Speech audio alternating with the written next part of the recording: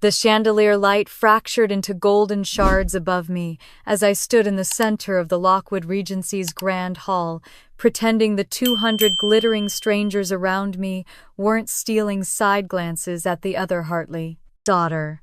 The scent of peonies, champagne, and expensive perfume clung to the air like a silk veil stretched too tight. My sister Camille floated down the marble staircase in a gown that sparkled like fresh ice, and for a moment the entire room gasped as if witnessing royalty.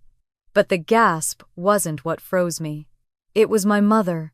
Evelyn Hartley, radiant in silver satin, lifted her glass toward me right as the spotlight followed Camille onto the stage. Her smile sharpened like a blade. "So Ava, sweetheart, when's your turn?" the music stuttered. Someone near me coughed. A few guests exchanged amused, pitying glances. Camille's lips curled into a soft, polished smirk she'd spent 26 years perfecting. Even the orchestra seemed to pause as if waiting to hear whether I would crumble the way everyone expected. I didn't. I didn't blush, didn't shrink, didn't lower my head. Instead, I set my glass gently on the white linen tablecloth and smiled small, steady, controlled. If they wanted an answer tonight, I could give them one that would make this entire hall forget how to breathe. I turned slightly, letting the smile settle on my face like armor. Not yet, I thought. Not here. Not until the moment was right. But the spark had already caught. I walked away from the center of the hall, weaving between floral arches and clusters of guests whispering behind jeweled hands. My shoes clicked softly against the marble floor, each step tugging a thin thread of memory loose inside me. I found a sliver of quiet near the ornate mirror by the side corridor and let myself breathe. In the reflection, I looked perfectly composed, hair-smooth dress, flawless shoulders relaxed. But beneath that, something churned, something old, something that had been waiting. A woman in a navy gown passed behind me, whispering to her friend, "That must be the sister they never talk about." Her voice wasn't cruel.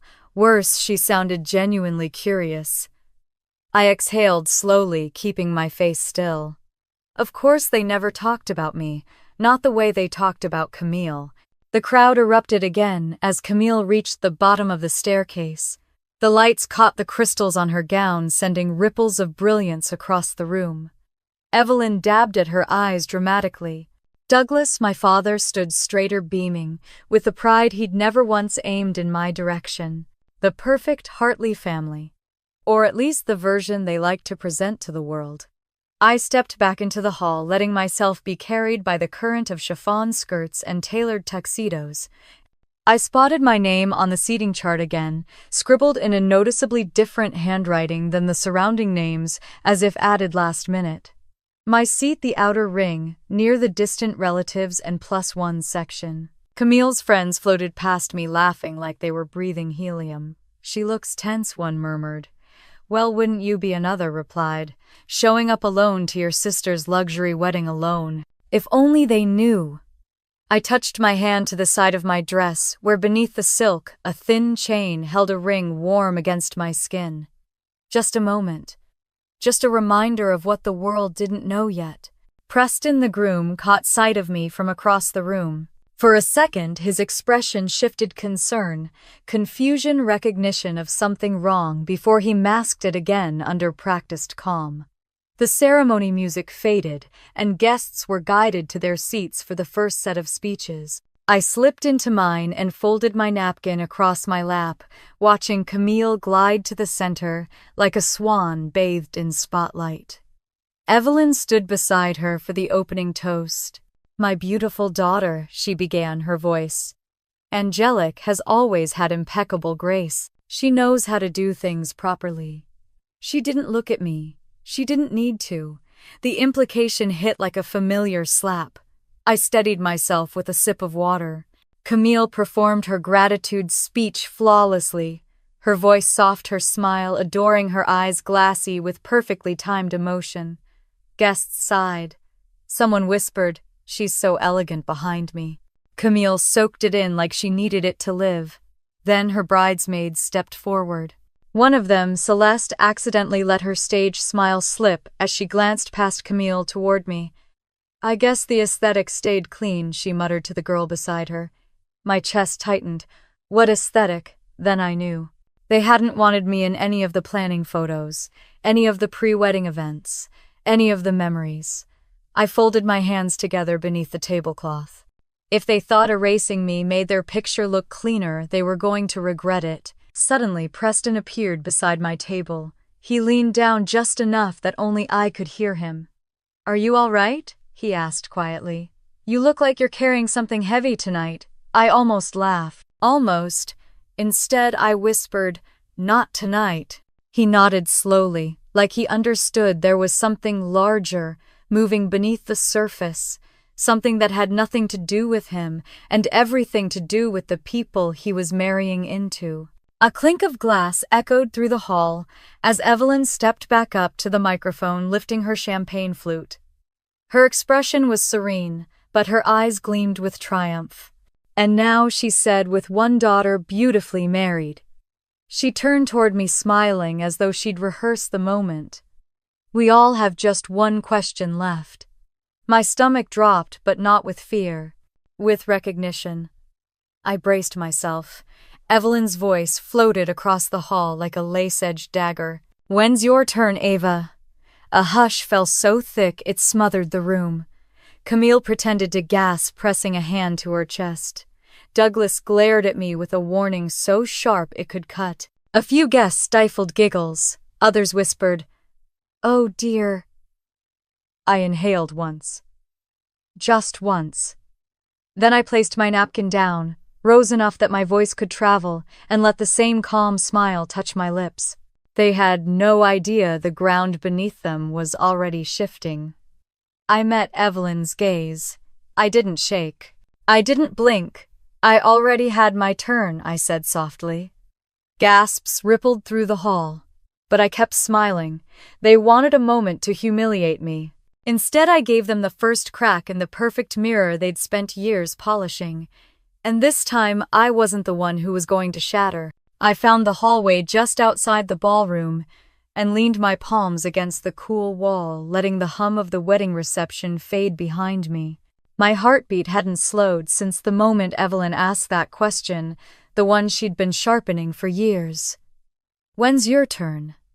My turn had come and gone.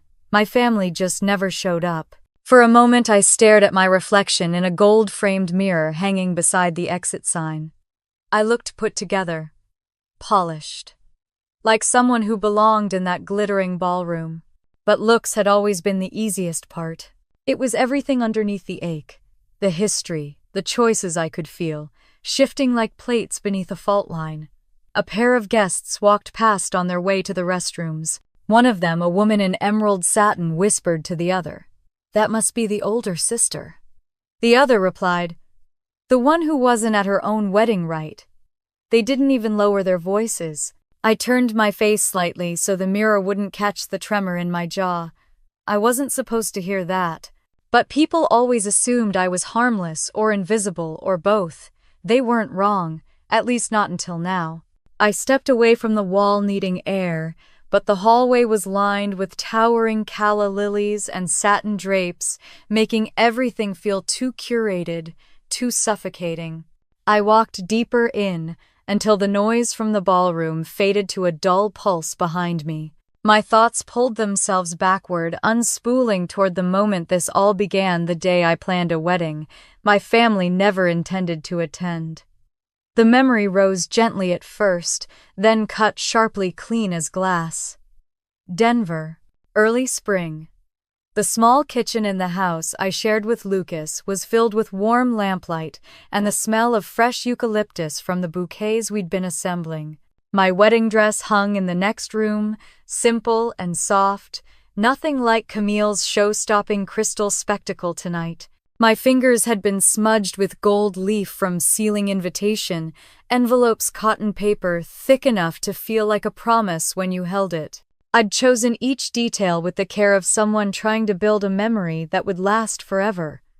Lucas walked in, barefoot, coffee mug in hand. "You've been at this for hours," he said, smiling that quiet smile of his that always made me exhale. "Are you sure you don't want to call them first?"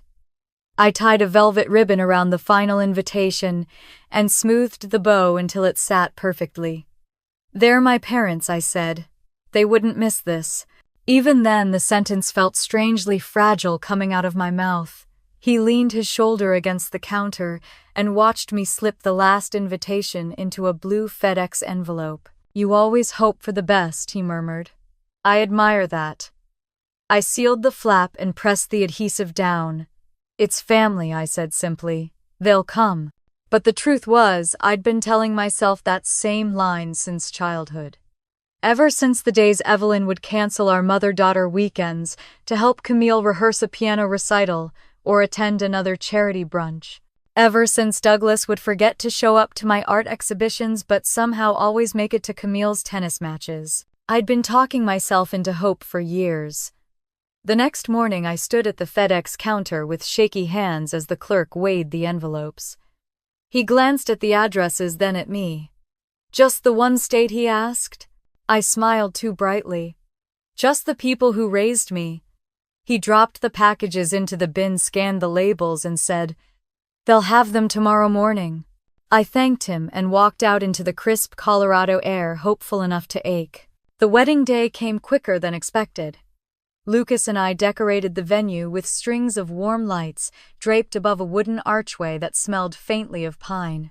My best friend arranged flowers on each table, simple arrangements of white tulips and sage greenery. It wasn't flashy, it wasn't loud, but it was ours. 2 chairs in the front row sat empty each, with a hand-painted sign, "Reserved for Mom" and "Reserved for Dad." I decorated those signs myself, brushing daisies across the edges, because Evelyn once mentioned she liked them. I thought she'd smile when she saw. When the ceremony start time arrived, I didn't panic. Not yet. Maybe they were late. Maybe their flight was delayed. Maybe they were parking. I delayed the ceremony 30 minutes. Guests whispered. Lucas kept squeezing my hand. "We can wait longer," he said softly.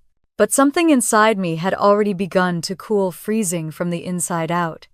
When I finally shook my head and said no, let's start, a small, sharp crack formed in my chest. It didn't break me. Not then. But I felt the first tear in a very old seam.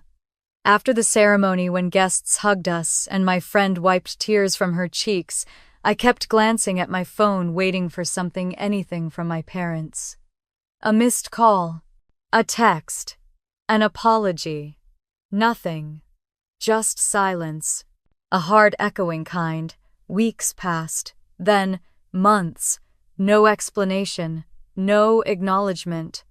Camille posted a story of herself at brunch that very day, laughing with a mimosa in hand. Evelyn commented with heart emojis. Neither said a single word about missing my wedding. And then the FedEx notification arrived. Proof of delivery, the email read. When I opened it, the photo popped up, grainy but unmistakable. A looping signature, C. Hartley. Camille's handwriting. Signed at 9:16 a.m., the day before my wedding. I remember sitting at my kitchen table staring at that signature. My pulse stilled. They hadn't forgotten. She hadn't forgotten.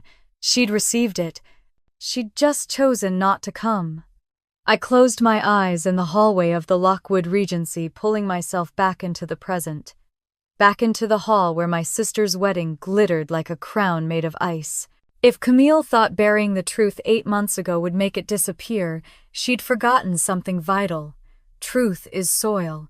The deeper you bury it, the harder it pushes to the surface. I stepped back into the ballroom just as Camille took her place at the front for the next series of speeches.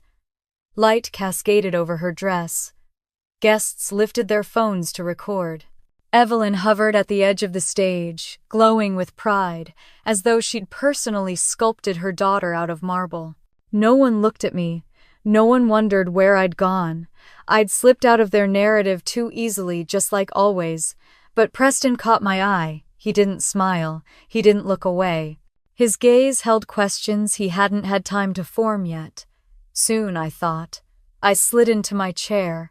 The velvet napkin lay where I'd left it, folded with crisp edges. The hum of conversation dulled into something distant and hollow. The air felt tight, like it had been stretched too far. I touched the place on my dress where the chain lay beneath the fabric, the ring warm against my skin. Not tonight, I told myself again, but soon. All around me, Camille sparkled. All around me, people cheered. And for the first time in my life, buried under humiliation, under silence, under 8 months of unanswered questions, something inside me steadied, cold, clear, and final. They didn't forget my wedding, they erased it. And tonight, whether they wanted to or not, they were going to remember. Every single piece. The cold Newport air hit me the moment I stepped out of the packed ballroom. Even with the heaters lining the corridor and the glow of string lights draped along the terrace, the air here felt different, sharper, thinner, like it had been waiting 8 months to cut into me again. I wrapped my shawl tighter around my shoulders and started down the long hall toward the estate's porte cochere, the place where every Hartley event began and ended. Coming home had never been easy. Coming back for Camille's wedding felt like willingly walking into a fire I had already burned in once. The chauffeur stationed near the entry doors nodded politely as I passed. "Miss Hartley," he said, straightening, "your family mentioned you'd be arriving alone tonight." I forced a polite smile. Of course they did. The hallway opened into the foyer of the Hartley estate's private wing, the area my parents often reserved for family business during large events. Even now, through the glass wall, I could see silhouettes moving inside sharp suits, stiff postures, hands, slicing the air in heated negotiations. Douglas loved sealing deals in the middle of parties.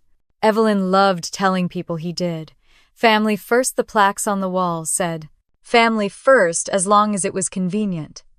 I pushed the door open and stepped into the grand foyer lined with framed oil portraits. Hartley ancestors stared down at me as though I'd never measured up to any of them, and perhaps never would. Camille's photo from her graduation ceremony stood on a gold easel near the stairs, large as life. Mine not here. Not displayed. Not missed. Funny how a house could still feel familiar, yet no longer feel like home. A soft shuffle of footsteps echoed above me. "Ava," a timid voice asked. It was Lila, the housekeeper who'd worked here since I was 9. She stood halfway down the staircase holding a stack of folded linens. "You're back," she said with a surprised, almost relieved smile. "I didn't think you'd actually come." Her honesty hit harder than she intended. "Neither did I admitted." She hesitated, then lowered her voice. "Miss Camille, she told everyone you probably wouldn't show. Said you were too busy, or that you might stay away." There was a flicker of embarrassment in her eyes, as if she regretted repeating it. But I appreciated the truth. It was more than my own family gave me. "I'm here now," I said simply. Lila nodded, stepping closer. "I'm glad. The house feels different when you're here. Warmer." She pressed her lips together, lowering her voice even more. "You deserve better than how they talk about you." A lump pushed at my throat, not sorrow, but the ache of long unmet validation. Before I could respond, a door slammed somewhere deeper in the house. Douglas emerged from the study, his tie-loosened face flushed with agitation. He paused when he saw me, his expression shifting from stress to annoyance. "Ava, there you are." As if I'd already inconvenienced him, simply by existing. He strode over, rubbing his forehead. "I hope you're not planning to stir anything up tonight. We have Sterling Lockwood executives present. This merger is the largest deal I've ever negotiated." "I'm not here for your merger," I said quietly. He exhaled sharply. "Then be a team player and stay out of the spotlight." There it was, the old familiar command.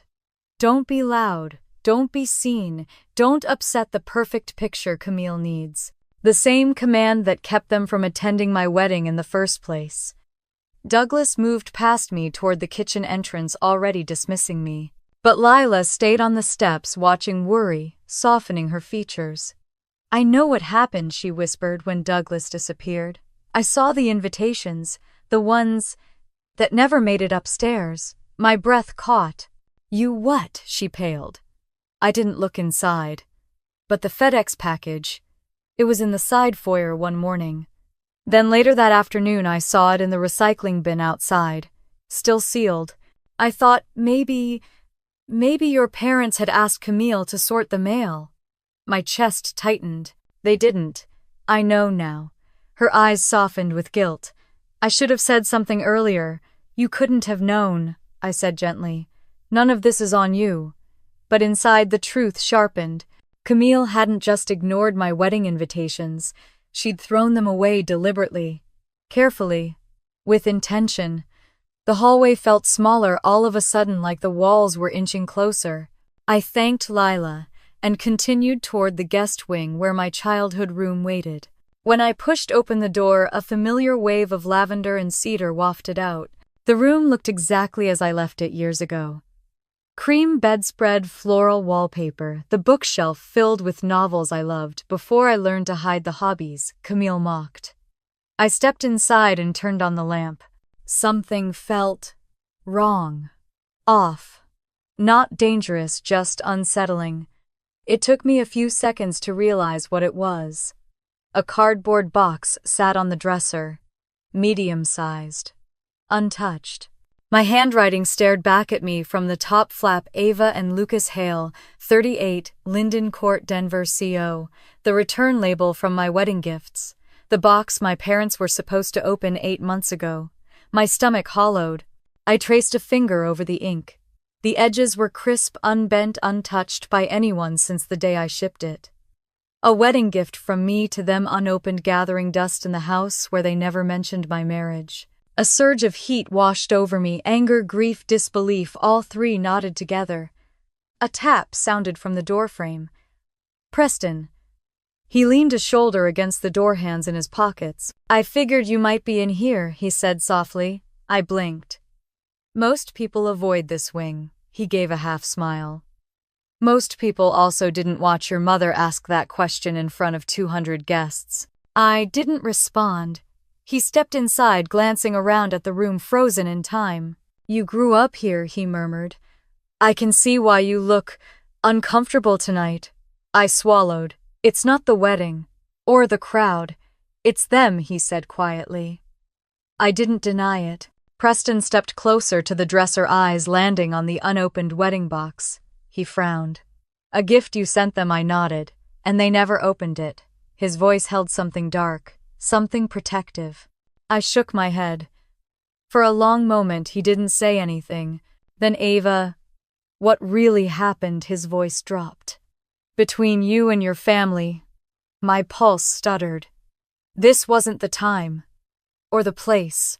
But his question cracked something open in me, gently, not forcefully, as if he wasn't demanding the truth, but offering space for it.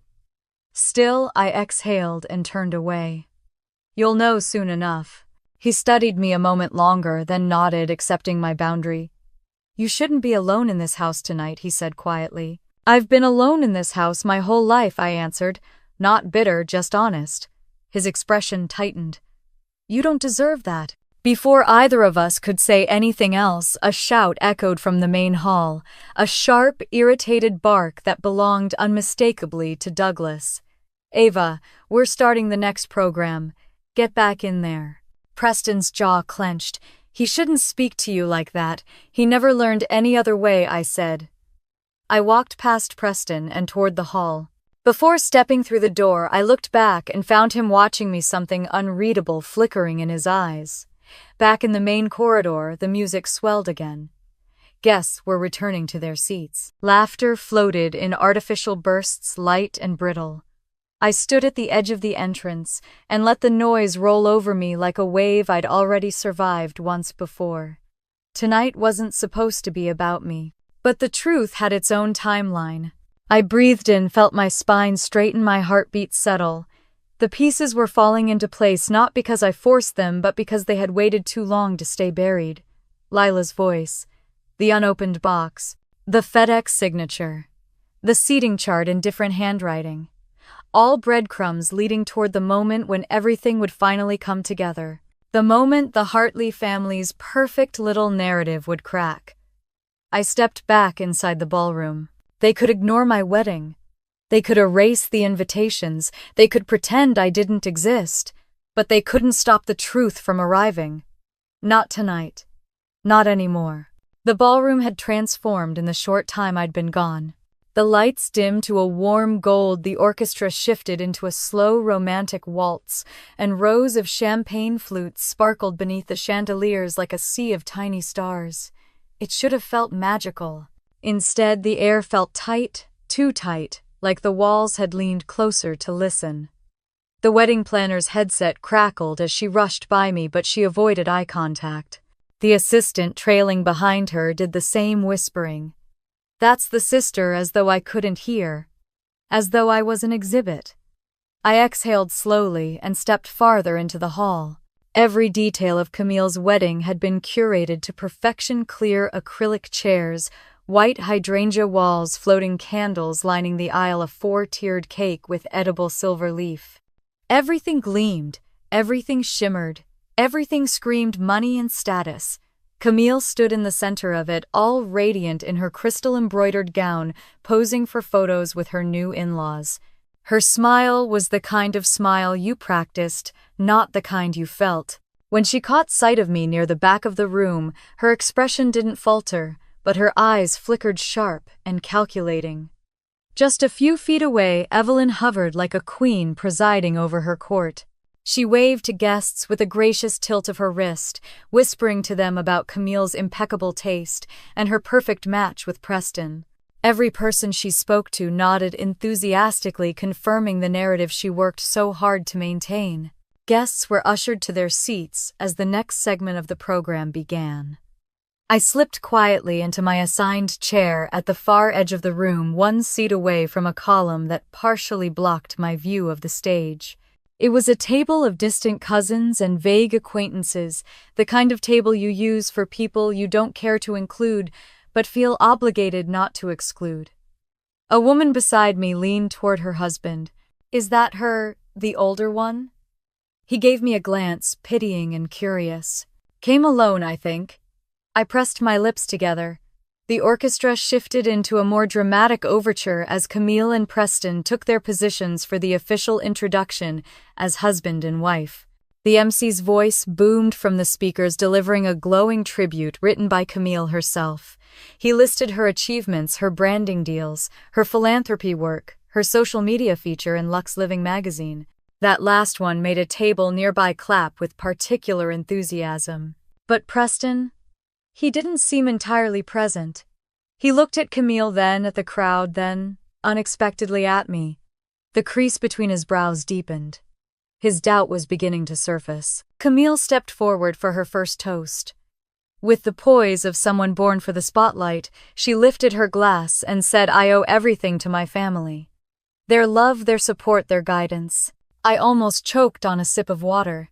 Every word rang hollow. She continued, especially my mother, who taught me what true elegance looks like. Evelyn dabbed her eye with a linen napkin, pretending emotion.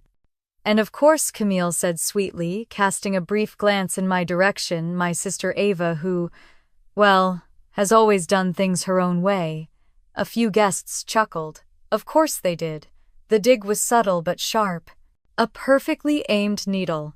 I kept my face still. The lights dimmed further as staff rolled in a screen for the love story montage. Guests oohed and ahed as photos of Camille and Preston flashed across the display.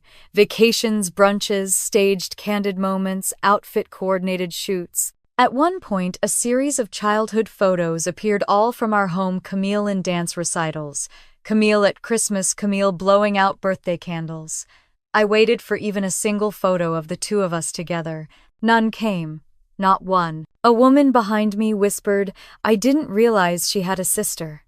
My fingers curled around the edge of the tablecloth. Preston's eyes flicked toward me again, this time longer, heavier. Something unsettled him. Maybe he noticed the missing pieces. Maybe he wondered why no family photo included me. Maybe he was finally beginning to see the cracks. The guests applauded as the montage faded out. Camille stepped off the stage with her bridesmaids clustered around her, all giggles and dramatic gestures. One of them, Celeste, passed close to me and whispered to another bridesmaid. She didn't want Ava in the planning photos, said it would ruin the aesthetic. Her friend nodded knowingly. Camille said Ava has that chaotic energy. I didn't react. I didn't blink. But inside, a cold line of steel formed. Preston walked toward me again, pausing by my chair. I wanted to check on you, he said quietly. You don't have to, I replied. Maybe not, he said, but I feel like I should. His expression held no smugness, no false sympathy, just genuine confusion mixed with something else. Concern, maybe. Or recognition. Things seem tense, he added carefully. Tense is a generous word, I murmured. Before he could respond, Evelyn's voice rang out across the hall. Preston, Camille needs you for the family portraits. His jaw tightened. Of course she does. Then, he gave me a soft, almost apologetic nod before returning to the front. The photographer arranged everyone into a rigid formation. Evelyn stood proudly beside Camille. Douglas straightened his suit jacket. Bridesmaids arranged themselves around the couple like pastel-colored satellites. Then Evelyn scanned the hall. Her gaze landed on me. A frown tugged at her mouth. She hesitated for a fraction of a second, then turned away and said loudly, We're good. Everyone's here. Everyone. Except me. I slipped farther into my chair, feeling the weight of the moment settle into place. The perfect wedding. The perfect family. The perfect facade. I looked around the room at the polished crystal, the curated elegance, the practiced smiles, and realized just how desperately they needed their glittering image to hold. And how terrified they were of the truth that would break it. The orchestra swelled again as servers brought out the first-course beet salad arranged like a piece of modern art. Guests murmured polite compliments about the presentation. I barely touched mine. Instead, I watched my sister glide from group to group, basking in every spotlight she passed under. She looked untouchable until she caught my eye again. Her expression wavered for a single heartbeat. Just one. Camille always knew when the ground under her was shifting, even if no one else sensed it yet. And tonight, she could feel the shift beginning. The truth had started waking up. The cracks were forming. And soon everything they'd tried to bury my wedding, the invitations, the silence, would stop being shadows. I smoothed my hands over my dress, grounding myself. They erased me from their photos, their speeches, their memories, but not for much longer. I stood up just as Evelyn rose for her toast, the one I knew she'd been rehearsing for weeks. The air tightened again, every detail poised like the edge of a blade. This was the last moment of calm before the storm. And for the first time in a long time, I wasn't afraid of what came next. Evelyn lifted her champagne flute with the same grace she used to lift a knife. The orchestra softened behind her, dimming into a gentle hum as the spotlight followed her to the center of the ballroom. The crowd quieted, and the gold warmth of the chandeliers tightened into a single focused beam above her. My beautiful daughter, Camille, she began, her voice floating like silk dipped in sugar, has always known how to do things properly. She didn't look at me when she said it. She didn't have to. The word properly ricocheted through my chest, like an old bruise being pressed. Camille beamed beside her, glowing with practiced innocence. The guests sighed, settling into their seats like they were about to watch a fairy tale staged in real time. I rested my fingers on the base of my wine glass to keep them steady. Evelyn continued, She has grace, poise, and a deep consideration for family, something I have always admired in her. Another pause. Another sidelong glance in my direction. The message couldn't have been clearer if she'd held up a neon sign that said, Unlike some people. Across the room, Preston shifted uncomfortably beside Camille. His jaw tensed, his eyes flicking again to me. He wasn't buying the polished narrative tonight. He wasn't the only one. Evelyn's smile grew tighter, sharper. And now that our youngest is happily married, she lingered on the word youngest as if savoring it. We have only one question left. My breath held.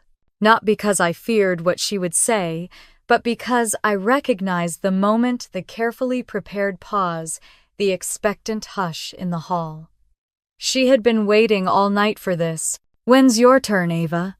It had the softness of a joke, and the cruelty of a scalpel. The guests reacted instantly. A ripple of murmurs, a few chuckles, a sympathetic wince from someone who didn't want to be caught staring. My cousin covered her mouth, whispering something to the man beside her. A bridesmaid smirked behind a champagne flute.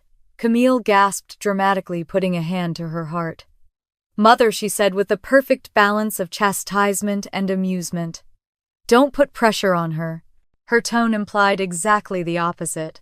My father Douglas didn't react with humor. He leaned forward in his seat, expression hard. "Ava," he warned under his breath, "don't start anything, of course." Because I had always been the threat. Even when I said nothing, I inhaled once slow. The air tasted faintly of white roses and expensive wine. This was a moment everyone expected to end the same way every other moment, like it had with me, shrinking me, smiling tightly, me pretending not to bleed. Not tonight. Preston watched me closely, eyes dark with curiosity, and something else, maybe concern, maybe realization. I set my napkin down. Then I rose to my feet. The whispers died instantly. I didn't rush. I didn't tremble.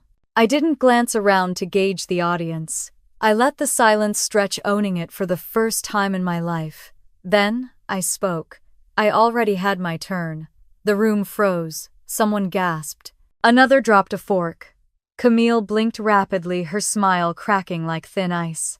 Evelyn lowered her glass, an inch expression tightening into a taut line. "What?" she said, voice brittle. "I had my turn," I repeated calmly. 8 months ago." A fresh ripple of murmurs spread like wildfire. Evelyn recovered quickly, twisting her face into a look of wounded patience. "Ava, dear," she said, voice thick with implication. "You're not imagining things again, are you?" Gaslighting, her favorite language. Camille clutched Preston's arm. "You're doing this on my wedding day," she whispered loudly enough for the nearest tables to hear. "Are you trying to ruin everything?" My father slammed his hand against the table, making several glasses jump. "Enough," he snapped. "Sit down and apologize to your sister." "For what exactly?" I asked, still calm. Evelyn hissed stop, but she wasn't in control of the room anymore. "Not tonight." Preston stepped forward just slightly, voice low but clear. "Ava, what are you saying?" The way he asked it carefully, without judgment, made Camille stiffen beside him. I looked straight at Evelyn. "You didn't forget my wedding," I said softly. "You knew about it." A hush swept through the hall. Evelyn stared at me with a pinched smile. "Ava, darling, we never received any invitation." A bridesmaid whispered. "Oh my God." Another whispered back. "Is she serious?" Camille's face contorted into something between shock and disdain. "Why would you make up something like that, especially tonight?" "Because she wants attention," Evelyn said under her breath, but loud enough for the first few rows to hear. Familiar heat rose in my chest, not from shame, but from something else, clarity. Resolve. The sharp recognition of a line finally crossed. I met Evelyn's stare, refusing to break it. "You want the truth?" I asked. Evelyn stiffened. "Ava, do not." "I sent the invitations," I said before she could finish. "FedEx. Overnight. Signature required." A wave of murmurs spread across the hall again. Guests leaned closer. A man near the front cleared his throat. The wedding planner froze mid-step. Douglas forced a laugh, strained and ugly. "If you sent them and didn't hear back, why didn't you call?" "Because that was the question that revealed everything." "Because I got delivery confirmation," I said. "With a signature." The quiet in the hall snapped into something tighter, sharper. Camille's manicure dug into Preston's sleeve. "Mother," she whispered, frantically, "stop her." Evelyn stepped closer, voice trembling with fear disguised as fury. "Ava, that's enough." But I wasn't speaking to her anymore. I reached for my clutch, pulled out my phone, and slid my thumb across the screen. I didn't open anything yet. I didn't have to. The tension was thick enough to carve. Preston frowned. Delivery confirmation, he repeated. Yes, I said simply. The truth was no longer a secret, no longer buried, no longer trapped in a recycling bin behind my parents' house. Camille's face blanched as she realized what I was leading toward. You're lying, she said softly, voice trembling. You're lying. Her panic wasn't subtle anymore. I tilted my head, studying her, not cruelly but knowingly. Am I? And in that instant, right there in the center of her luxury wedding, surrounded by flowers and chandeliers and 200 people eager for a spectacle, Camille's expression cracked. Just a flicker, just a single falter. But it was enough. I straightened my shoulders. You wanted to know when my turn was, I said, voice carrying, without a microphone. You all did. I held up my phone screen, still black but loaded. Prepared. Tonight, I said, you're finally going to hear the answer. Gasps erupted. A few guests leaned forward as if the entire evening had just shifted into a new dimension. Evelyn surged forward. Ava, but I cut her off with a single quiet word. No. It echoed through the hall like a crack in glass. The orchestra stopped. The planner froze. Even Camille seemed to forget how to breathe. And then I tapped a single word into my phone. Now. I hit send. The message delivered. Then read. And just like that, the air in the ballroom changed. A storm had entered the building, and the Hartley family, my family, was finally impossibly on the brink of being exposed. The ballroom didn't breathe after my message went through. It just paused, tightening around itself like a lung refusing air. For one suspended second, the chandeliers, the flowers, the crowd, they all felt frozen in a painting I was no longer part of. Then the whispers began. What did she say? Did she really say wedding? Is she serious? Her parents didn't go. Evelyn was the first to move. Her heel scraped sharply against the marble as she stepped toward me, fingers curled like she wished she could snatch the words out of the air. Ava, she hissed through clenched teeth. Stop this. Right now. It was the same tone she used when I was a child, when she caught me drawing on a fancy guest napkin or wearing Camille's dress without asking. A tone that warned of punishment, not concern. I didn't sit. I didn't apologize. I didn't lower my eyes. Across the table, Preston stared at me, not angry, just stunned. You meant your wedding, he said, voice low but audible. You really meant that? Yes, I said simply. Camille let out a shaky laugh, a sound that cracked at the edges. You're doing this on purpose, she whispered, voice trembling like she couldn't decide between outrage or tears. You're trying to ruin my night because you can't stand seeing me happy. I leveled my gaze at her. My wedding wasn't about you, she flinched. Douglas rose, suddenly pushing his chair back with a violent scrape. Enough, he snapped, pointing a stern finger at me, the same finger he'd used to silence me since childhood. If you sent invitations and didn't hear from us, you should have called.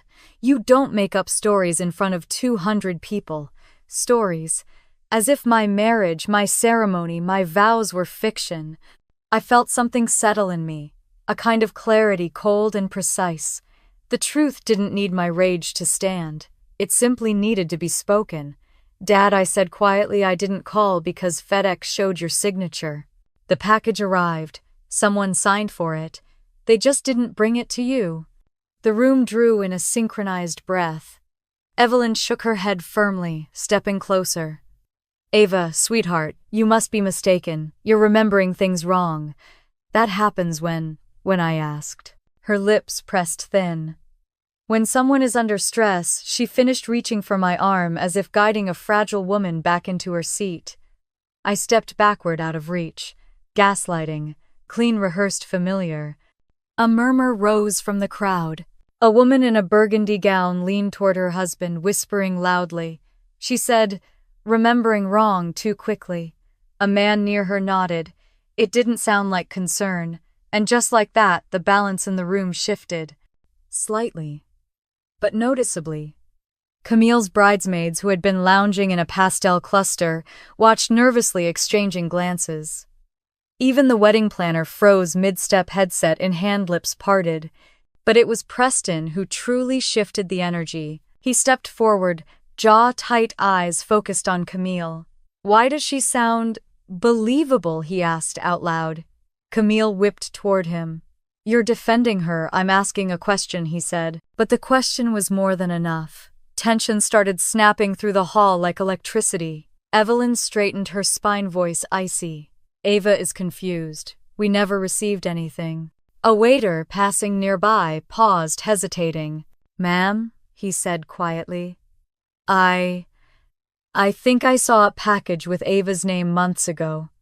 In the utility hall, all heads turned toward him. The poor man paled.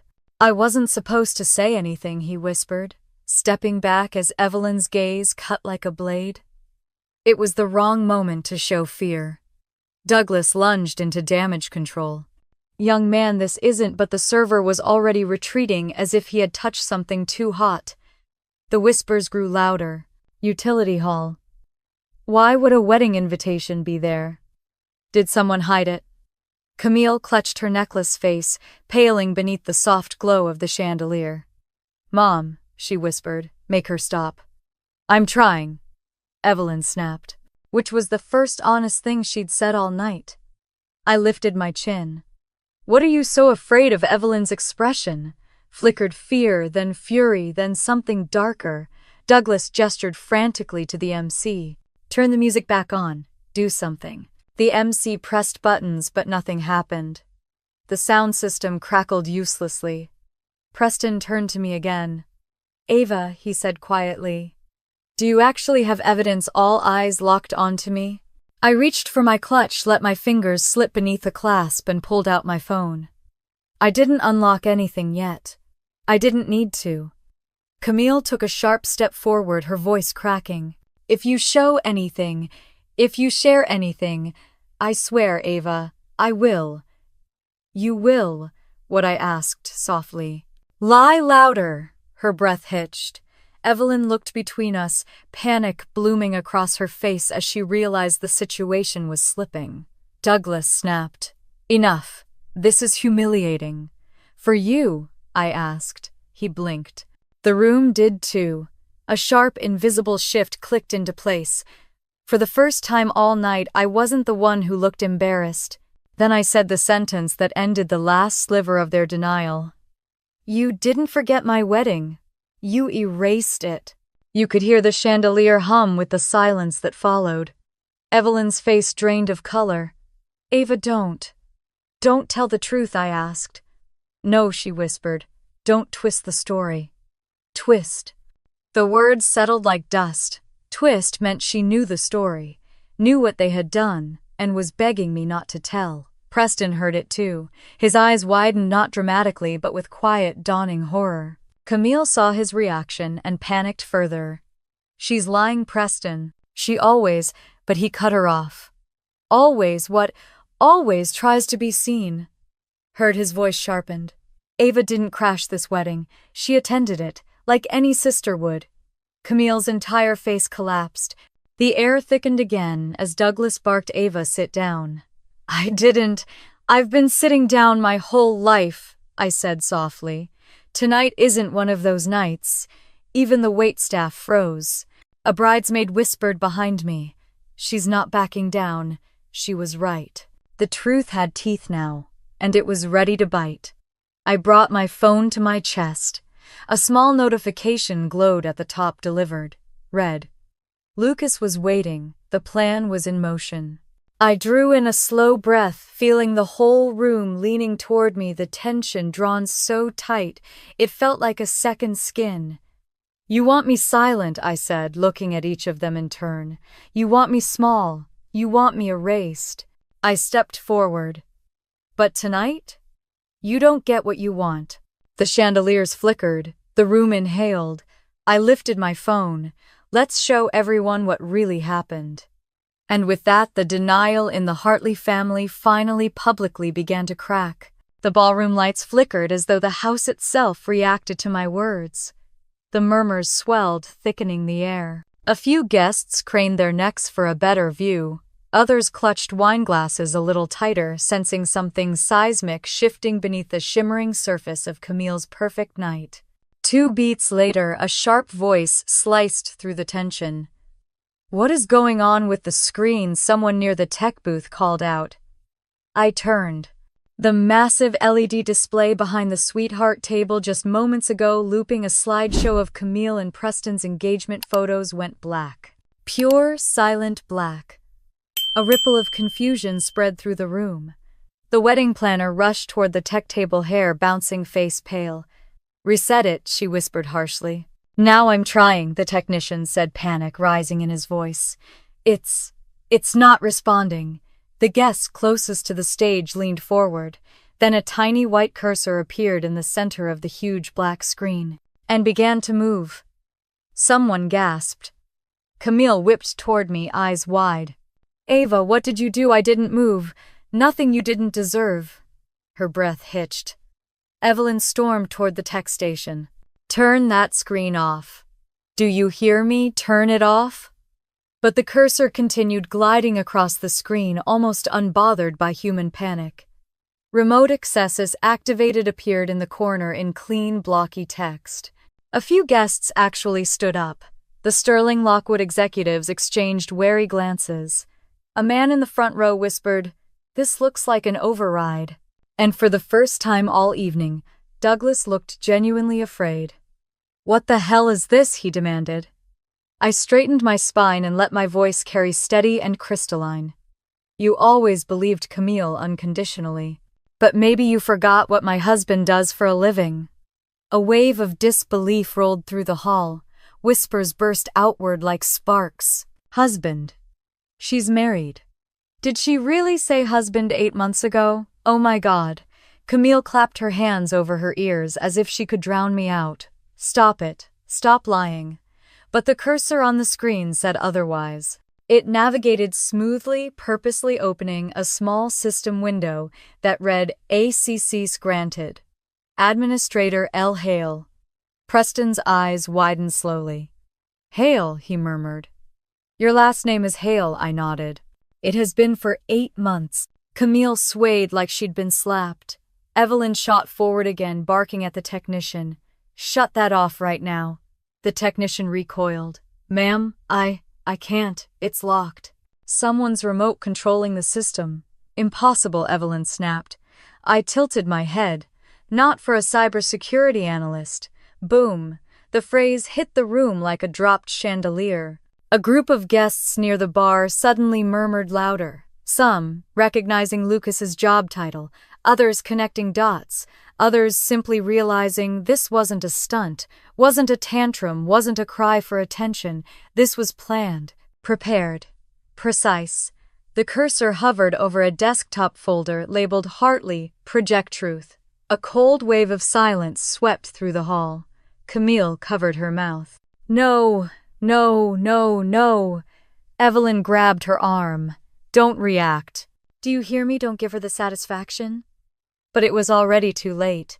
Every tiny twitch on Camille's face was broadcasted to a room full of wealthy witnesses and the Sterlings. Douglas stomped toward me. "Turn it off, Ava. Now, before you embarrass yourself further." I turned my head slowly toward him. "Embarrass myself," I echoed.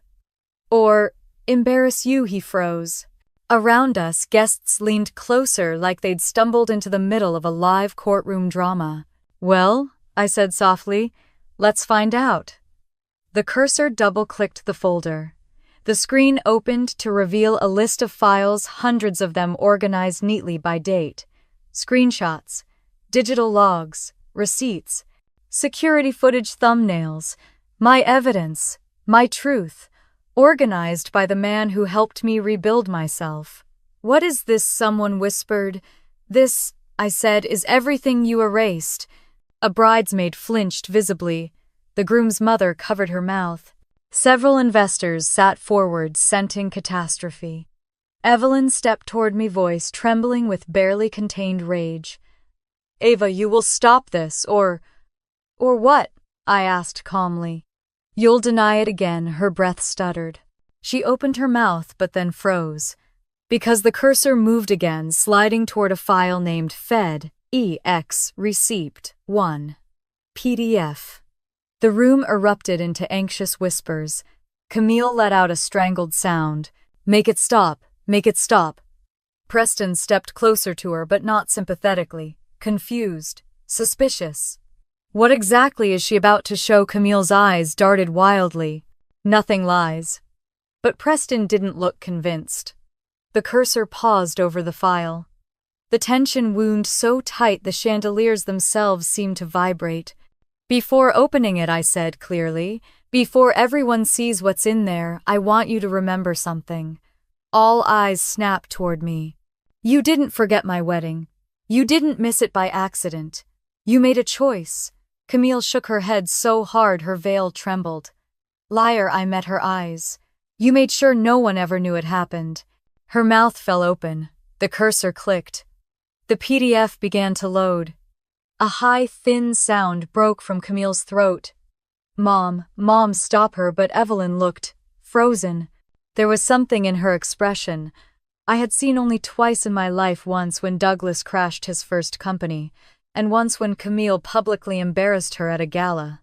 Fear. Not for me. For herself. And for the first time since I walked into that ballroom, I saw recognition dawn across the faces of the guests. Not pity, not confusion, recognition. This wasn't a meltdown. This wasn't attention-seeking. This wasn't madness. This was the truth coming home. The PDF opened. A faint thump echoed across the ballroom, maybe the sound of Evelyn's composure hitting the floor. The screen filled with a high-resolution image of a FedEx delivery slip. A signature scrawled across the bottom. C. Hartley's silence slammed into the room like a wall. Camille staggered backward. Preston inhaled sharply. Someone near the bar whispered, "Oh my God, she signed for it." I let the image linger, let the reality settle into every corner of the hall. The invitations were delivered, I said quietly. They arrived on your doorstep. They were signed for. Guests watched me like a fuse burning toward something explosive, and they were never given to my parents. I paused. Why, Camille's breath trembled, her eyes wild as she searched the crowd for someone, anyone to rescue her. No one moved, not a soul. And I realized in that moment that the Hartleys had built their entire empire on the illusion of perfection. But all illusions end. Tonight, this one was ending beautifully.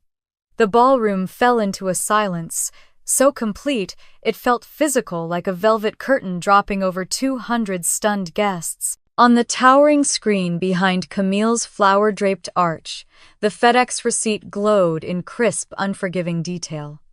Her signature, C. Hartley, looped elegantly across the bottom. Not smeared, not misread, not fabricated, clear, permanent, undeniable. A man in the front row whispered, "That's her handwriting." A woman beside him nodded stiffly. She signs her brand packages the exact same way. Camille shook her head, hard curls trembling. That doesn't mean anything. It's just a delivery. I sign for everything. It was from Ava, Preston said quietly. His voice carried farther than he intended. You signed for your sister's wedding invitation. His words hit harder than the PDF ever could. Camille's face drained. Evelyn reached for her daughter's hand, but Camille pulled away, her eyes darting like a cornered animal. I stepped forward slightly, not triumphantly, not vindictively, just steady. The receipt is only the first piece, I said. There's more. The cursor moved again. The ballroom collectively held its breath. A new window opened. An email inbox. Evelyn Hartley's inbox. Perfectly organized. Perfectly color-coded. Perfectly curated. Except for one thing. At the top of the filters section, marked with a small red flag, was a rule labeled wedding block. The gasp that rippled through the hall was louder this time. The filter details popped open automatically.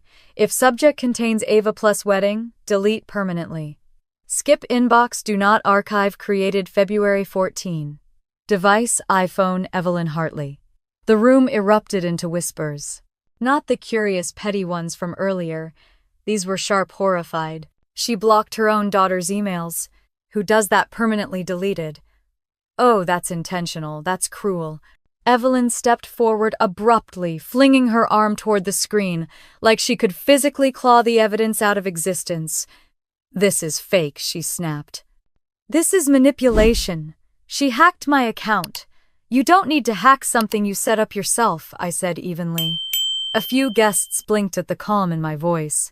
You had Camille set up your phone last Christmas, I continued. She connected your email, handled your two-factor authentication, and told you it was for security. The cursor highlighted the line that confirmed the IP address. Preston's head whipped toward Camille. You installed that filter, he asked, the words slicing through the air. Camille's voice trembled. Mom asked me to help manage her inbox. It's not what you think I didn't, Camille. His tone shifted quieter, colder. Did you delete Ava's wedding emails? Her lips parted. No sound came out. Evelyn jumped in, voice shrill. She was protecting us.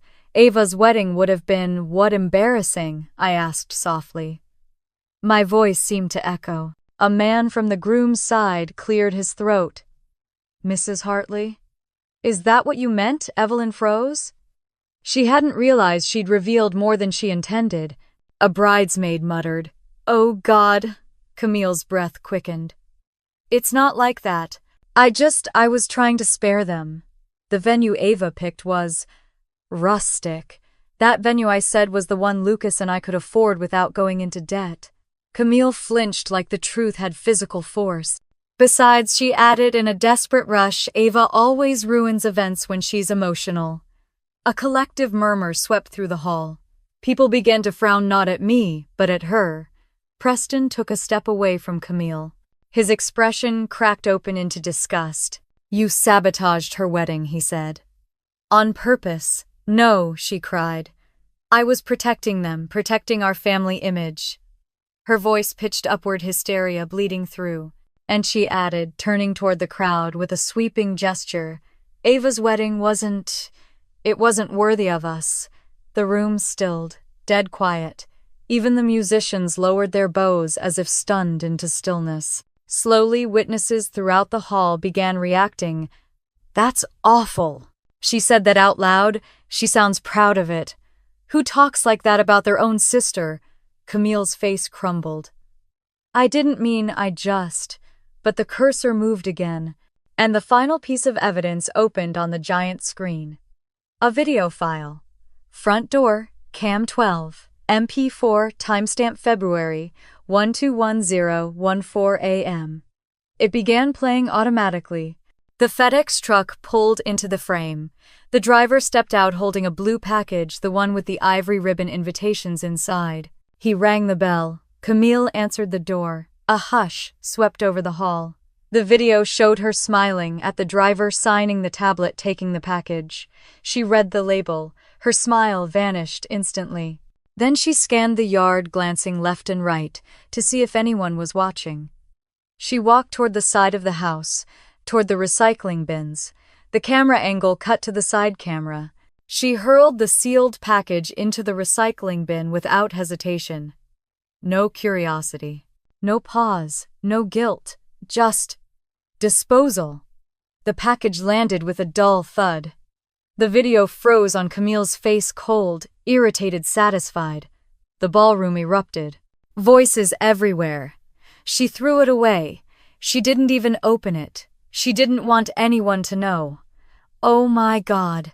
What kind of sister? Preston stepped back from Camille like she'd burned him. You destroyed your sister's wedding, he whispered. And you would have let everyone here think she was crazy.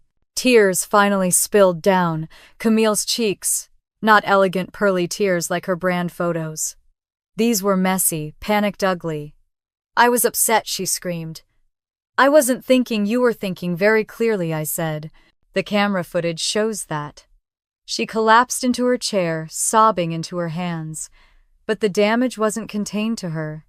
Douglas staggered forward, pale. You recorded our home, our private entrance. I met his eyes. You hired me to install the entire smart system. The cameras, the lighting, the sensors. I gave you a 40-page manual you never read. A younger cousin whispered, so she had legal access. Yes, I answered. Evelyn swayed slightly, her voice faint. Ava, please, stop. But the crowd was no longer on her side.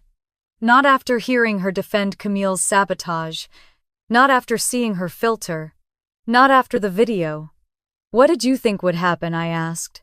That you could erase me forever.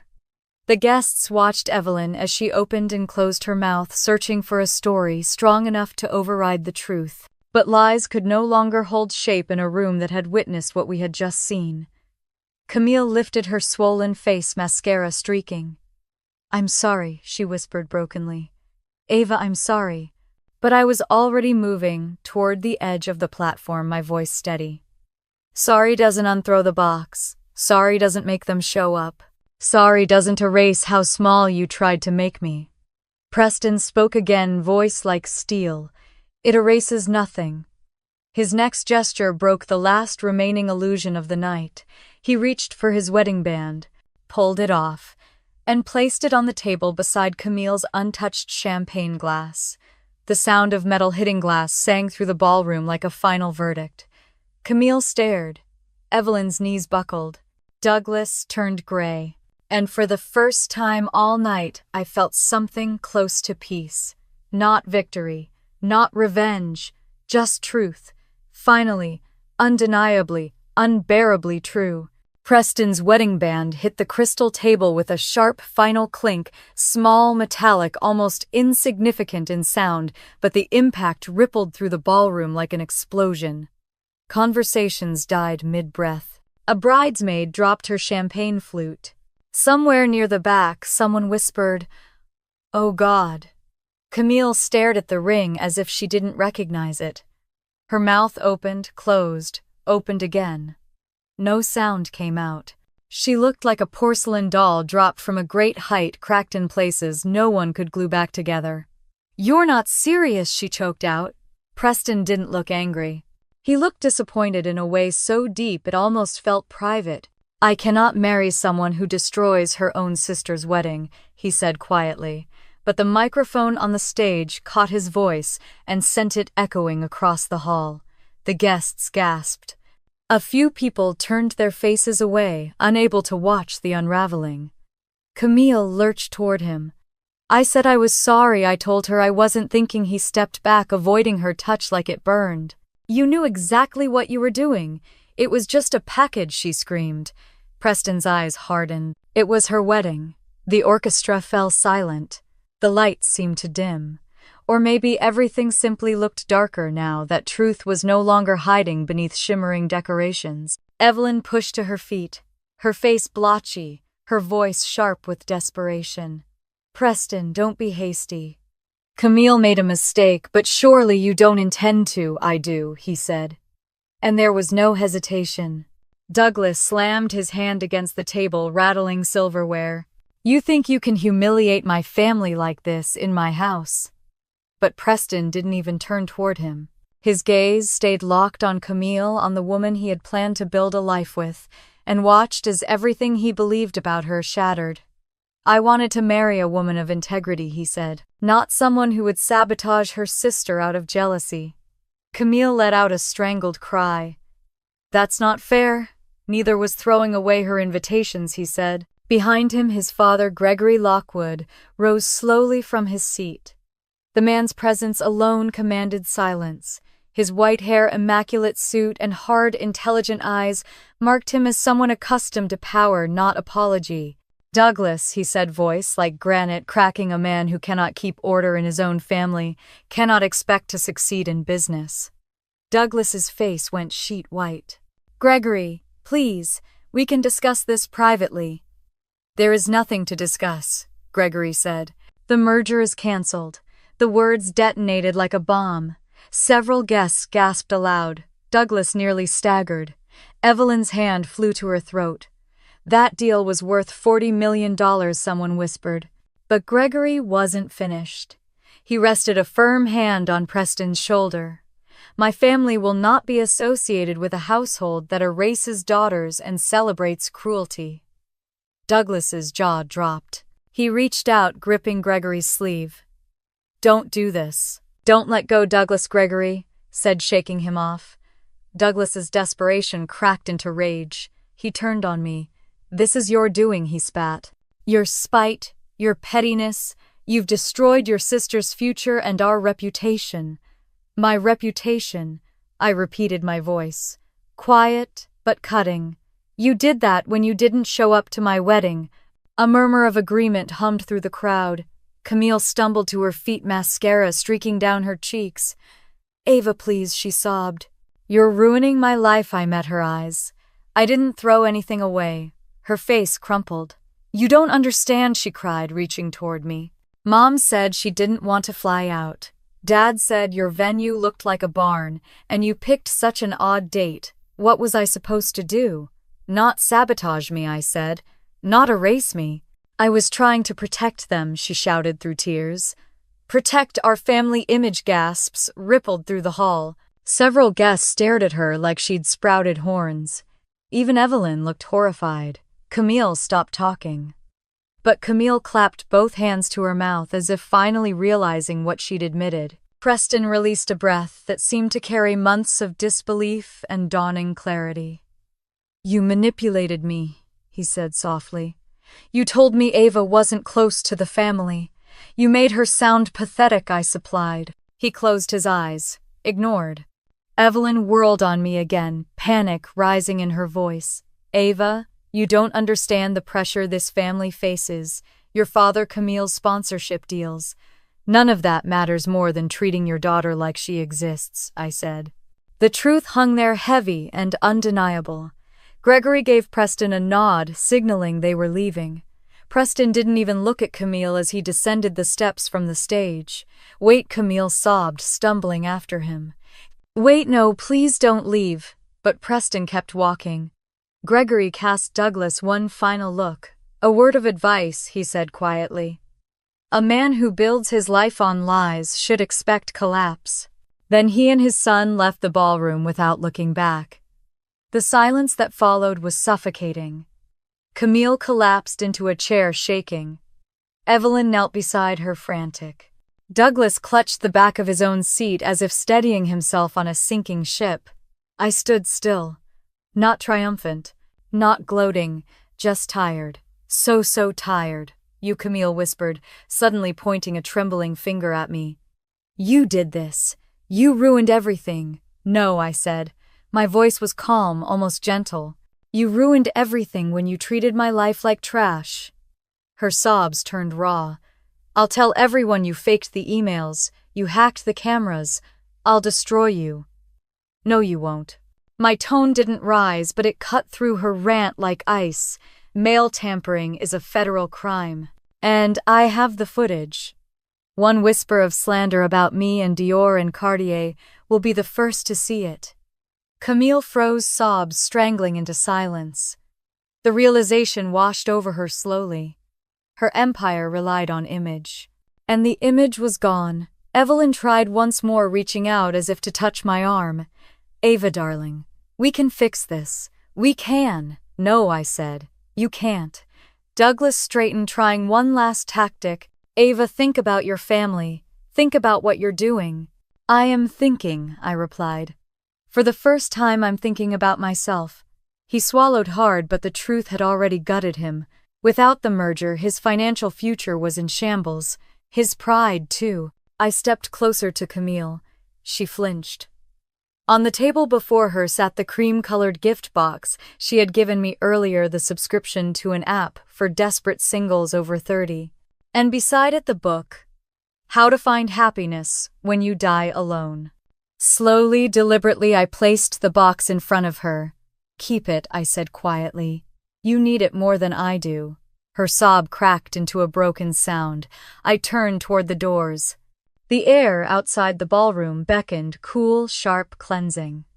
Behind me, Evelyn called out, voice cracking. "Ava, wait. We can talk about this," but I didn't look back. The giant oak doors swung shut behind me with a heavy, echoing thud, the sound of 30 years of silence closing behind me. The December night wrapped around me like clean, cold truth. A rideshare idled at the edge of the circular drive. The driver looked at me through the mirror with a gentle nod. "Logan Airport?" he asked. "Yes," I whispered. As the car pulled away, I allowed myself one final glance at the estate. Every window blazed with light, but from here, it looked nothing like a home. Just a beautiful shell, hollow, empty. Cold, my phone buzzed softly. "A call from Lucas," I answered. "Is it done?" he asked. "It's done," I breathed. "Good," he said. "Come home. Mom's making soup." And for the first time in a very long time, my chest didn't ache. It felt light, free. Cold air rushed into my lungs the moment the hotel doors swung shut behind me. It was sharp and clean, nothing like the suffocating warmth of the ballroom where 200 people had just watched my family fall apart. The marble steps glistened with frost, the faint glow of winter lights washing the courtyard in a soft silver haze. For a moment, I just stood there, still in my dress, still holding my clutch, still feeling the tremor of everything that had just happened echo through my bones. Behind the glass doors, I could still hear Camille's sobs, Douglas's raised voice, Evelyn, begging anyone to salvage what remained of the night. But the thick doors muted it, turning their chaos into background noise I no longer had to carry. My shawl slipped from one shoulder. I didn't fix it. A valet stepped toward me hesitantly. He'd seen the collapse inside. Everyone had. He cleared his throat. "Miss Hartley, do you need assistance?" "I'm fine," I said, and for once it wasn't a lie. I walked down the remaining steps, heels clacking rhythmically against the stone. At the bottom of the drive, the headlights of my rideshare blinked twice. The night felt colder than it should have, but the air tasted like freedom. "Ava," a voice cried behind me. I turned. Camille burst out of the doors, her gown dragging behind her, mascara streaking down her cheeks. She stepped onto the marble steps too fast and slipped, catching herself on the railing. You can't leave," she gasped. Her voice carried across the winter air. I held still. She staggered down 2 steps, gripping the railing with both hands. "You destroyed everything," Camille sobbed. "My wedding, my future, my life." I stepped closer, just enough for her to hear me without shouting. "I didn't destroy anything. You didn't destroy yourself. You ruined my marriage," she cried. "Preston just left. He left me. He left after watching you throw away my invitations," I said. "He left after seeing who you are." Camille shook her head violently. "He'll come back. He has to." Her gaze locked onto me, wild and furious. "You make everyone feel sorry for you," she spat. "You twist everything. I didn't twist anything I said. I showed the truth." Camille's chest heaved. "I'll tell everyone what you did. I'll tell them you hacked everything you planned, all this." I let her rant until she ran out of breath. Then I stepped close enough that she felt the shift in the air. "No, you won't." Her lips parted. "Because if you do," I said softly, "that video of you throwing my wedding invitations into the recycling bin goes straight to the police and your sponsors." Her expression collapsed. "You wouldn't," she whispered. "I would," I said. "And you know it." Camille's knees buckled slightly. She clutched the railing again, mascara running in wet streaks. And maybe for the first time in her life, she understood that actions had consequences. The driver opened the back door, waiting silently. "Ava," someone yelled again. This time it was Douglas, charging out the doors, tie loose, face crimson from embarrassment and anger. He looked older, smaller, like the collapse had aged him 10 years. He stormed down the steps. "You fix this," he demanded, pointing at me. "You turn around, you go back inside, and you tell them all it was a misunderstanding."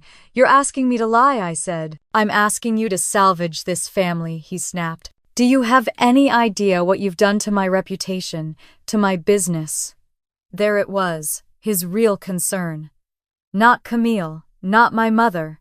Certainly not me, his reputation. My business was on the line tonight, he shouted. $40 million gone. You should be ashamed of yourself. I stared at him, not blinking. Dad, I said quietly, you didn't lose that merger tonight. You lost it when you decided your image mattered more than showing up to your daughter's wedding. The words hit him with visible force. For the first time I could remember, Douglas looked unsteady, like a man looking at a truth he'd never prepared to face. You always do this, he whispered, shaking his head. You always what I asked. Speak after years of being silent. He clenched his fists. You are ungrateful. Ungrateful. The word landed exactly where he wanted it to. But it didn't break anything this time. I'm done, I said softly. I'm done being quiet. I'm done carrying your secrets. I'm done making myself small so the three of you can shine. Douglas's face twisted with something like panic. We're family, he said, voice cracking. Whether you like it or not. Family doesn't erase weddings, I replied. Camille let out something between a sob and a scream. The hotel doors opened again. Evelyn stepped out. Her makeup was smudged. Her perfect hair was wilting. She looked smaller than I'd ever seen her. Her voice was thin. Ava, darling, please, we can talk. Come back inside. We can fix this. There was something like genuine fear in her eyes, not for me, for the fallout. I shook my head. There's nothing left to fix. Ava, Mom, I said softly, I spent my entire life waiting for you to choose me. Tonight I realized I don't need you to. Her face crumpled, but I couldn't tell if it was from heartbreak or losing control. I turned toward the car. The driver held the door open. Miss Hale? He asked gently. Hale. My real name. My chosen family. I nodded. But before I slid inside, Evelyn whispered, Please, don't leave us. I looked back at her. You left me first, I said. Then I got into the car and closed the door behind me. The engine hummed to life, and the hotel began shrinking behind us, windows glowing brightly in the winter dark.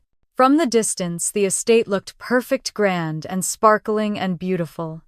But beauty doesn't mean life. And I knew better than anyone how empty those lights really were. My phone buzzed. Lucas, I answered immediately. Is it done? He asked. It's done, I said. My voice didn't shake. I'm proud of you, he murmured. Mom's heating soup and I already queued up your favorite playlist. Come home. Come home. Not the place I was born, but the place where I was safe, where I was loved. 3 hours later, after the plane touched down in Denver, I walked into our bungalow just as dawn began brushing gold across the sky. The air smelled like rosemary and something warm simmering on the stove. Lucas wrapped his arms around me the moment I stepped in. You're okay, he whispered. I am, I said. For the first time in a long time, I really am. Later that afternoon, as I unpacked groceries in our kitchen, the mundane, gentle kind of quiet I'd never had growing up, a FedEx truck pulled up in front of our house. The driver jogged toward our porch with a flat box under his arm. For a moment, my breath caught. Then I opened the front door. He handed me the box. Signature required. The label read Douglas Hartley, my father. My fingers tightened around the cardboard. Lucas appeared beside me. Do you want me to open it? I shook my head. I should. Inside was a check for $50,000. $50,000. The price of my silence. The note attached typed impersonal read, I'm sorry. Please stay quiet about the contract. Just one line. Not a single mention of my wedding. Not a single acknowledgement of the 8 months of silence. Not a single sign of remorse. Just money. Just fear. I stared at the check long enough for clarity to settle like dust. The Ava from a year ago would have cried. The Ava from a year ago might have accepted. The Ava from a year ago still believed she could earn her family's love. But she was gone. Without a word, I tore the check down the center. Then into quarters. Then into tiny confetti pieces until no number, no name, no debt of silence remained. Lucas watched, his eyes soft. You okay? He asked. Yes, I said. This time, yes. I laid the shredded pieces on the granite counter, arranged them neatly, and lifted my phone. The family group chat still existed. 3 members. 3 ghosts. I took a photo of the torn check and typed, "I don't sell my silence. This is my last message. Do not contact me again." I hit send. Delivered. Read. I didn't wait for replies. I scrolled to the top of the chat, tapped settings, and pressed leave group. "Are you sure?" "Yes," I whispered. And when the screen dimmed, leaving nothing of the Hartley family behind, a quiet settled in my chest, a steady, gentle quiet that felt like the beginning of a new life. Rain swept across the Denver streets in long, silver streaks the night everything finally ended. It wasn't a dramatic thunderstorm, not the kind that shakes windows or floods gutters. It was quieter than that. A steady, cleansing rain that whispered against the roof of our bungalow, tapping gently on the windows like someone knocking softly to ask, "Are you all right in there?" Inside, our house glowed warm with lamplight. Lucas was in the kitchen sautéing something fragrant, garlic, herbs, butter, while soft jazz drifted from the speaker by the sink. I curled up on the living room couch blanket, pulled over my legs, a steaming mug of lemon tea cupped between my palms. For the first time in years, the quiet didn't feel oppressive. It felt earned. I exhaled slowly, letting the warmth seep into the places that had been tense since childhood. The ache behind my ribs wasn't gone yet, but it was softer now. No longer sharp punishment, just healing tissue. Lucas peeked around the corner. "You're thinking," he said, leaning against the doorway in a way that made him look like home personified. "I'm always thinking." He smiled. "But this sounds like the heavy kind. Want to talk?" I shook my head. "Not yet." "All right," he said gently. "Dinner'll be ready in 10. He disappeared back into the kitchen, and I let my gaze drift toward the window. Rain streaked the glass. Reflections shimmered on the driveway. The world outside looked blurred, softened like someone had dipped the entire neighborhood into watercolor. My phone buzzed once on the coffee table. It wasn't a notification. It wasn't a message. It was an alert, a missed call, from a number I knew by heart even though I'd deleted it. Evelyn. The screen flashed again, another call, then another. I let it ring without touching it. When the buzzing stopped, a voicemail icon appeared. Then another, then 3 more. I didn't listen to any of them. Instead, I turned the phone face down and tucked deeper into the blanket. But the past has a way of sneaking inside, no matter how many locks you put on the door. And part of me already knew they weren't calling to apologize. Not really. They were calling because their world was collapsing, and without my silence they couldn't stitch it back together. A knock sounded at the door. I startled. Lucas stepped into the living room, expecting someone new. We shared a look, equal parts wary and curious. He opened the door, and my mother stood there. Her hair was damp from the rain, her coat soaked through at the shoulders. Mascara smudged faintly beneath her eyes. She wasn't wearing her pearls, something I'd never seen before. Evelyn Hartley always wore pearls. They were her armor, her signature, her reassurance to the world. I am composed. I am curated. I am in control. But tonight she looked human. "May I come in?" she asked quietly. Lucas stepped back, glancing cautiously at me. Avi pulled the blanket tighter around my legs but nodded. Evelyn stepped inside, blinking at the warmth, the softness, the smallness of our house. She had always called our home choices quaint in a condescending tone. Tonight she didn't say anything. She just stood there, dripping lightly onto the entryway rug. "I tried calling," she said. "I know, you didn't answer." Her voice trembled, though she tried desperately to hide it. "I didn't." She looked at her hands, trembling slightly, then lifted her chin. "Your father is unraveling," she said. Lucas shot me a look that said, "Is this really what she opened with?" I calmly sipped my tea. "I'm sure he is." "This merger wasn't my doing," I interrupted softly. "It was his own choices." Evelyn swallowed. The rain pattered harder outside. I came, she said after a moment, because I need you to understand something. Lucas shifted closer, protective. But her next words surprised even him. I was wrong. Everything stilled. The house. The rain. The breath in my chest. Evelyn clasped her hands together tightly. I was wrong about you, about the wedding, about how I treated you. Her voice cracked. She pressed a hand to her temple briefly. These past few days, I keep replaying it.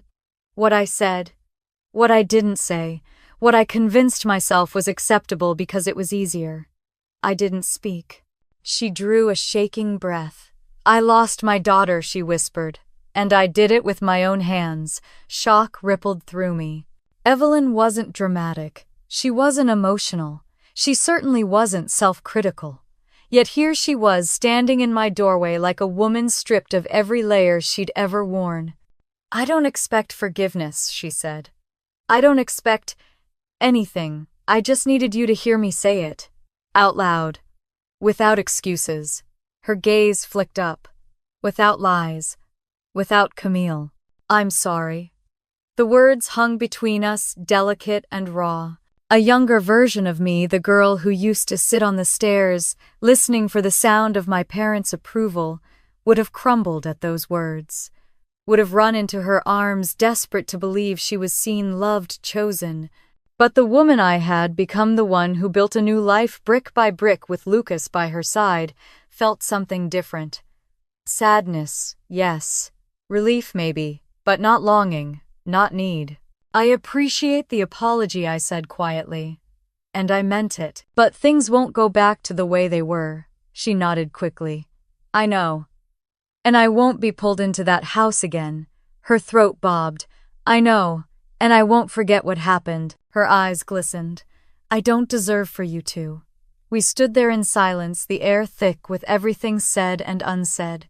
Finally, she stepped back toward the door. I won't call again, she said softly. I just wanted you to know. When she turned the handle, she paused. You looked strong that night, she whispered. Stronger than I ever taught you to be. Lucas taught me, I said. My mother closed her eyes for a moment, something between grief and gratitude, mixing in her expression, then nodded and stepped into the rain. Lucas closed the door slowly. The house felt steadier somehow. He turned to me. How do you feel? I placed my tea down, considering the question honestly. I feel free, I said. He smiled softly. Good, you deserve that. Later that night, curled up in bed beside him, I listened to the rain fade into quiet, the storm finally passing. I didn't feel guilt, or regret, or grief for the life I'd left behind. I felt something simpler, something lighter. Like the world had finally stopped asking me to shrink. And for the first time, I drifted to sleep without bracing for impact. The first morning of the new year arrived quietly, slipping into our bedroom as a soft wash of golden light that stretched across the comforter. I blinked awake to the gentle hum of the heater and the steady rhythm of Lucas's breathing beside me. Outside, the world was muted in that peaceful way. Only winter mornings can be: no cars, no voices, just the hush of snow settling deeper onto rooftops and branches. For a moment I stayed still, letting the calm settle into me. No anxiety clawing at my ribs, no dread about a message from my parents, no fear of what disaster might be waiting in the Hartley house. Just the warmth of a home I chose with a man who chose me back. Lucas stirred, rolling onto his side, eyes still heavy with sleep. Morning, he murmured. Morning, I whispered. He brushed a thumb across my cheek. You slept through the night. I know, I said, surprised even saying it out loud. I didn't think I remembered how. He smiled softly. That's what healing feels like. We both knew healing wasn't a neat linear path. Some nights would still ache, some days would still sting. But the difference now was that the pain no longer controlled me, no longer defined me. It was simply a piece of what I survived.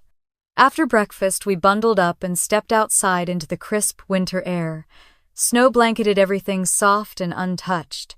The sky was a pale early blue, the kind that promised a quiet day. We walked down the street, hand in hand, boots crunching against the snow-packed sidewalk. A couple of neighbors waved. A dog chased its own breath in the frosty air. Children built crooked snowmen near the park. Nothing about this street screamed wealth or prestige. No marble columns, no chandeliers dripping from vaulted ceilings, no society elites watching from behind tinted windows. But every porch held warmth. Every window glowed with real life. Every door felt like it belonged to someone who mattered. I breathed in the scent of cedar smoke drifting from a nearby chimney.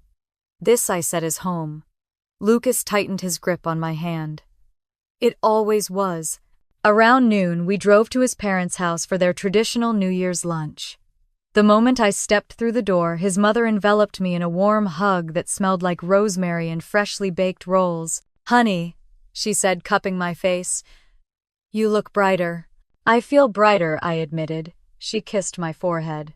"Good. That girl of mine deserves a year filled with peace." We crowded around the dining table, his parents, his sister, her husband, the kids, and everything felt so effortlessly loving that my throat tightened.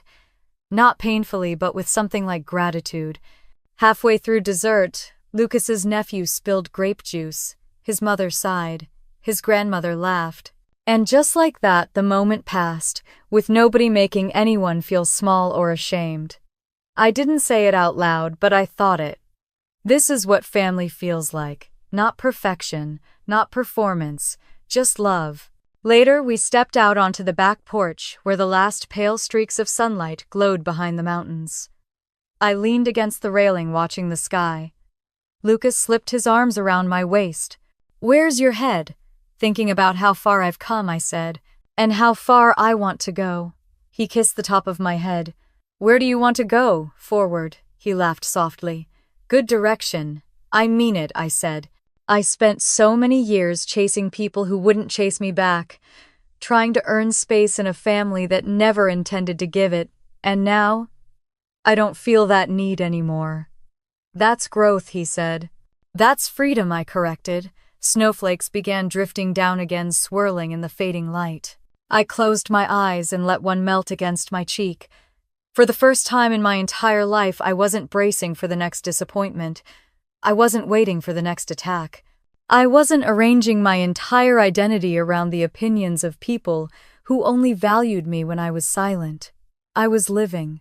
And I was finally beginning to live for myself. When the first stars appeared, Lucas rested his chin on my shoulder. "Do you think you'll ever talk to them again?" I considered it honestly, without bitterness. "Maybe someday," I said, "if they ever truly change. Not for their image, not for convenience, but because they become people capable of loving without conditions." "And if they don't," he asked, "then I still have everything I need," I said simply. "Because I have you. I have this home. I have a life I built on truth instead of pretending." He kissed my cheek, and I leaned into him, watching tiny flakes of snow dust the porch railing. The past wasn't erased, but it no longer owned me. The rain, the storm, the collapse, all of it washed me clean. What remained was stronger, wiser, calmer, whole. That night, curled up beside him on our couch, hot chocolate between our hands, I thought about the girl I used to be, the one who tied velvet ribbons on invitations for a family that never intended to show up. The one who painted little wooden plaques for empty chairs. The one who waited with hope so fragile it cracked beneath the weight of silence. She didn't disappear. She evolved. She rose. She chose herself. And because she did, I'm here now, finally living a life shaped by love, not longing. If you followed my story all the way to this moment, thank you, truly. I hope you stay with me for the next one, because every story we tell together reminds someone out there that they're not alone. If this journey moved you or made you think or made you feel anything at all, don't forget to like this video, leave me a comment, and subscribe so you won't miss what comes next. I can't wait to share more with you. After all, this is only the beginning.